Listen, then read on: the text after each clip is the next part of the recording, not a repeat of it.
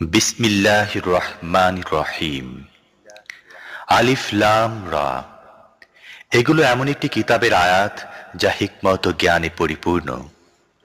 মানুষের জন্য এটা কি একটা আশ্চর্য ব্যাপার হয়ে গেছে যে আমি তাদেরই মধ্য থেকে একজনকে নির্দেশ দিয়েছি, গাফলতিতে ডুবে থাকা লোকদেরকে সজাগ করে দাও এবং যারা মেনে নেবে তাদেরকে মর্মে সুসংবাদ দাও যে তাদের জন্য রয়েছে তাদের রবের কাছে যথার্থ সম্মান ও মর্যাদা।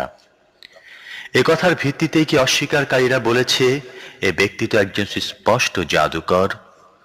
আসলে তোমাদের রব সেই আল্লাহ যিনি আসমান ও জমিন সৃষ্টি করেছেন 6 দিনে, তারপর শাসন কর্তৃত্বের আসন অধিষ্ঠিত হয়েছেন এবং বিশ্ব জগতে ব্যবস্থাপনা পরিচালনা করছেন।